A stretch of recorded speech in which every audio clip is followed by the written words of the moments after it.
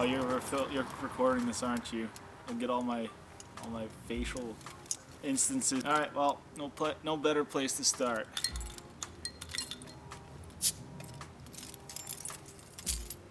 Cheers. Oh man, that's better than I remember. That was good stuff. We recently went to Flatlanders Beer Festival 2018 on the Saturday afternoon session, and there's a lot of really good stuff there. Like, I would say it's better than the years previous, even the first year that we went.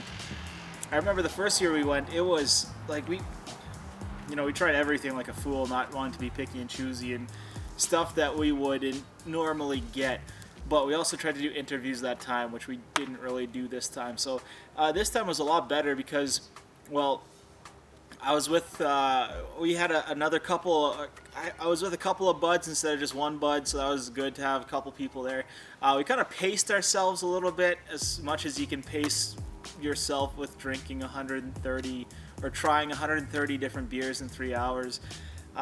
So it was a really good event. For me, there was quite a few standouts though. Like, there was more interesting and just crazy good beers than there were in years past. For me, I'd say the favorite for me was Non-Such Brewing Company's Salted Gose. Like, again, Non-Such is like the more expensive beer, the premium craft beer here in Winnipeg. They've kind of set themselves up to be that experiential beer. So you only have, well, I mean, if you're rich, drink as much as you want, but it's like a whole experience that you drink their beer, and to me it was worth it because it was just so good. The Salted Gose, had such a nice mouth feel to it. It was smooth and silky. It was salted just enough to season. Like, so when a recipe calls for salt to taste, it's not so that you can taste the salt, but so that you can taste everything else in it. It's just the seasoning to bring out everything. And to me, that's what that Gose was. It was just the perfect tartness, the perfect sweetness, the perfect just mouthfeel and saltiness and everything. It was it's just so good, so good. Yeah, so if you can shell out, the money for a Non-Such beer, make it an occasion, have it with a steak or just have it on its own. Totally worth it. Totally worth it in my opinion. Some of the other ones that really stood out, we have the reading material here, which I'm also thirsty, so oh man, this is good just to unwind. Big Rock Grasshopper. Oh man, I think this is the beer that got me into craft beer. I mean, as craft as Big Rock is now, are they still considered craft? I mean, you see them everywhere. So, except for the one vendor that we went to that didn't have it. Yeah. I don't know if I want to just go along and pick my favorite one from all of them, because we had a lot, and that would be a long video. But I'm just gonna try and read through the list here, and well, I'm gonna skim it. I'm not gonna read it, and then just pick out what was really good. Barnhammer, they had their festival surprise, which was what was it, like a grapefruit thing, raspberry thing? It was some sort of fruity thing, and it was good. I really wish they had their strawberry in there, their strawberry beer, and unfortunately they didn't. So, but their festival surprise was pretty good. Again, Non-Such had their Salted Gose, which is really awesome. One Great City had their, did they have anything different? They had a cask ale, which is pretty good. They had a margarita ale. I guess that was their summer seasonal beer. They had a cask ale, which I really enjoyed. Half Pints had their Bikey McBikeface group. I'm sorry, that's just hilarious. The Bikey McBikeface. I mean, it goes back to that Bodie McBoatface, what was it, $150 million research vessel that was named by the internet. That's awesome. But then they also had a root beer, which was also a cask root beer, which was, yeah, it was good. Not gonna lie, it wasn't my favorite root beer, like hard root beer that I've had, but I mean, it's delicious, still good. Next up, we had Brazen Hall. They had I don't know. They had some sort of festival surprise, which is was it good? I can't remember it. Sorry, Brazen Hall. I can't remember what you had. Surly Brewing Company.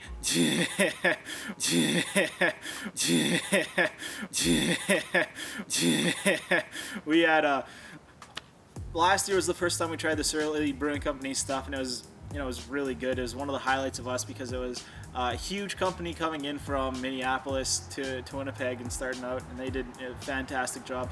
We had quite a few things from them. We had their coffee porter, which coffee bender, Minnesota ale. The coffee bender, which we learned today is $20 for a 4-pack.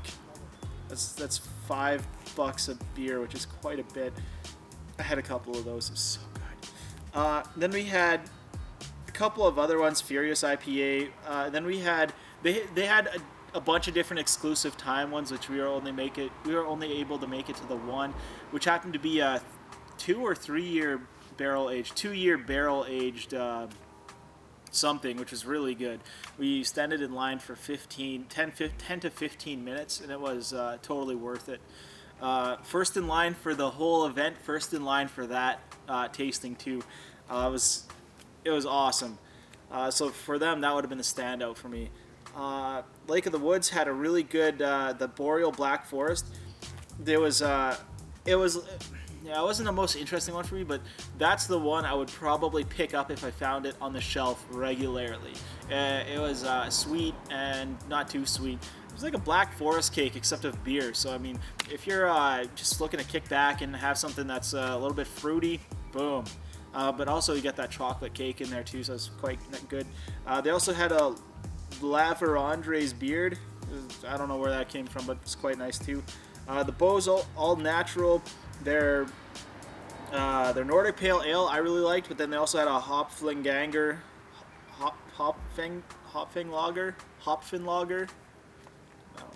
I can't recall if that was good. All I remember was the Nordic Pale Ale, which I thought was quite nice. Swinging around to Two Wolves, we had both of them. Their Arctic. Oh no, wait! These guys had the Brown Ale, which was absolutely epic. So brown ale. I mean, for me, when I think of a brown ale, I think of what's your cup? The Newcastle Brown Ale. Yeah, I think of that, and it's so good. But this one is like so much more. I don't know. I can't really describe it. It was quite awesome. October Brewing. Did we even see them? I didn't even see them there. Sorry, October. Guys kind of got a... I don't know. It's kind of... Yeah. Bye. So then there was a bunch of other ones. Mike's Beverage Company. They had some stuff out. I don't know. There's a bunch here that... Maybe, did we miss some? Did I miss some on here? Must have missed some. No. Here we go. Not gonna lie, we didn't even try Farmery. Torque Brewing Company, they had a Cucumol, which was a cucumber saison. Again, it's like the cucumber from Muskoka, except not light and bright and refreshing. It was more like a hearty, like a saison. But then they had their Dolores Del Rio, which is pretty cool. They had their Callahan Ultimate beer, which is like a rye thing. Did they? Yeah, they had that. But then they also had a jalapeno beer. Jalapeno in a beer? We had them, and the jalapeno one is the one that stands out for me. It was interesting. Stone Angel had a pepper beer of sorts. What they call it? Yeah, we can't even. Sorry, Stone Angel. It was too much. It was really interesting, but it was just too much. Like, we had to stop and have some pizza. It was good pizza, so thank you for diverting us to pizza. But it was just too much. Yeah. And I mean, this is us getting into it. If I can remember that after having, I don't know, like 50 or 60 beers or something, I don't know. It's just a little bit too much. Oxus Brewing Company, they had some really good stuff too. I've had the Juice of the Oats before. It was really juicy. But the Altar beer, which I had, was really, really nice. They also had a really fantastic IPA. We didn't really have the Little Brown Jug either, simply because y'all have only had one beer in the last 4 years.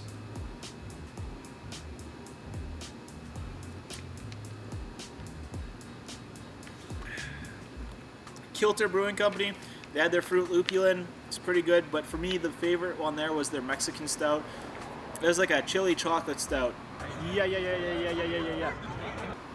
Better than it sounds. Believe me, it's delicious. So that pretty much does it for the local stuff. Some of the more international stuff that stood out to me, there was a bunch of raspberry stuff out there this year, man. It's a lot of raspberry beers. I don't know. There's just a lot of raspberry beers. I think that was kind of the trend this year, but I don't think anyone knew it. I was expecting there to be a lot more milkshake beers, which we just reviewed one. I don't know if that video will be up before this one. Yeah, it was good. There was and a lot of different raspberry beers. Like, I don't think there was any two that were fairly similar. Like, they were all, I recall one being really, really sour, really tart. I didn't like that one so much. But then I also recall some being more like an ale, so it was like nice and like good mouthfeel, a little bit brighter, some like that. But then there were some that were just kind of nice and tart. And then there were some that were crazy sweet and a little bit creamy too. So there's like a really good range of raspberry beers out there. Yeah. Ciders this year. The Kenaston Wine Market had a cider. It was epic. I don't know. It was the best cider I've had by far. And there was so many ciders there. At least 20. Yeah. So if you're in Winnipeg, go to the Kenaston Wine Market, pick yourself up a $20 bottle of cider. It's worth it. It actually is worth it. Yeah. No, it was a good event, good by the organizers to get everything all organized for that. So thank you to the Manitoba Liquor and Lotteries for setting this all up. It was totally worth it. Like, this is my 3rd year doing it, and you know, it's just awesome. Good food trucks, good presence in there, good, you know, everyone's just was happy and having a good time. I mean, that was the Saturday afternoon one, so it was a little bit more different, but has my stuff been all dirty this whole time? Yeah, so thank you to all the participants as well without you, there wouldn't be a beer festival. Thank you to all the organizers, all the volunteers. Truly, it was a really awesome year this year, so thanks. Till next festival, Winnipeg, please keep brewing on.